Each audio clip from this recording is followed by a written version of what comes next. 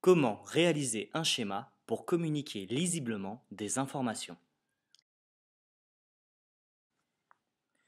La consigne me demande de représenter sous la forme d'un schéma les étapes du développement de la grenouille sur une ligne de temps. J'ai un texte qui communique les différentes étapes du développement de la grenouille rousse. Comment faire? Quelles sont les astuces? Quels sont les pièges à éviter? Et voilà, j'ai terminé. Et qu'est-ce que c'est que cette espèce de balle? Et en dessous, ce petit personnage? Bah ça se voit non, c'est évident. C'est un œuf et une grenouille adulte. Ah oui, c'est évident pour toi, mais pas pour moi. C'est pas moi qui l'ai représenté. Qu'est-ce que je peux faire alors pour que tu comprennes plus facilement ce que j'ai voulu représenter? Tu peux mettre des légendes. D'accord, alors voilà l'œuf et la grenouille adulte. Donc ce que tu as voulu représenter, c'est la grenouille qui pond un œuf. Non, pas du tout.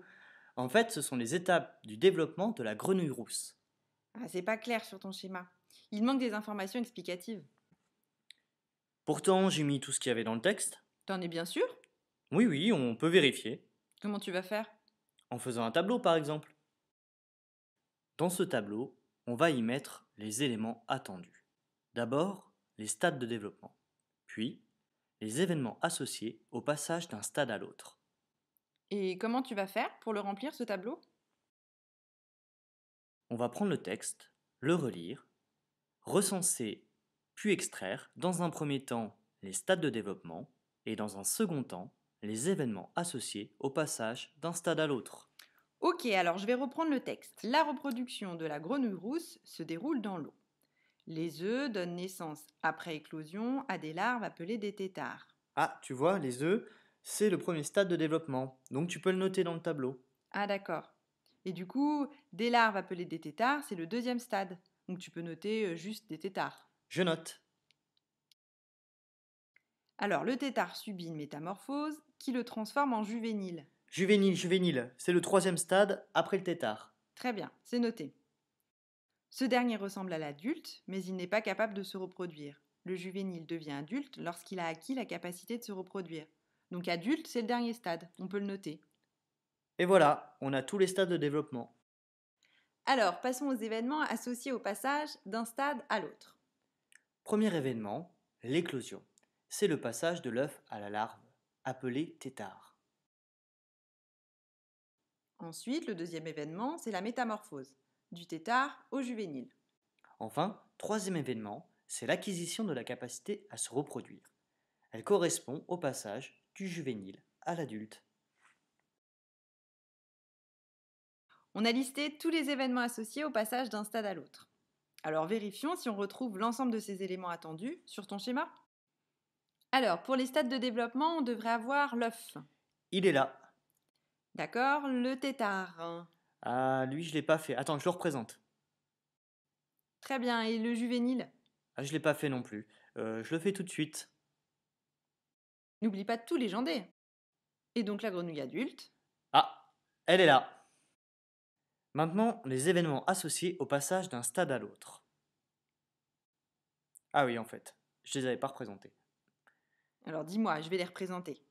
Alors, premier événement, l'éclosion. De l'œuf à la larve appelée tétard. Très bien, d'accord? Deuxième événement, la métamorphose.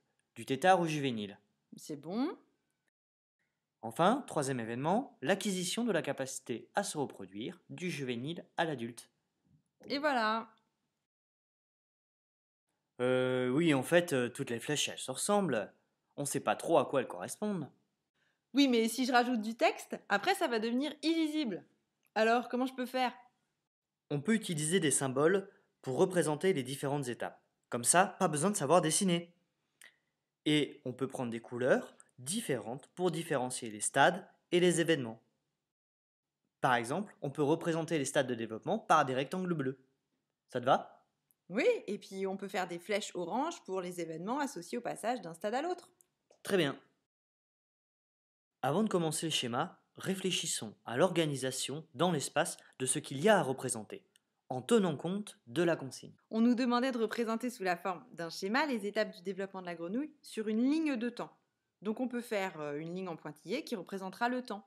Et puis il suffira de placer les étapes de façon chronologique sur cette ligne. Plaçons les stades de développement à intervalles réguliers sur cette ligne. Puis écrivons à quel stade de développement correspond chaque rectangle bleu. œuf, Tétard, juvénile. adulte, Alors on peut ajouter des flèches maintenant entre ces stades de développement qui représentent les événements. Éclosion, métamorphose. puis acquisition de la capacité à se reproduire. Voilà, on a terminé. Oui, ça y est, le schéma est clair. On a mis les légendes. Tiens, ajoute juste le titre pour indiquer ce que représente le schéma, et ça sera vraiment fini.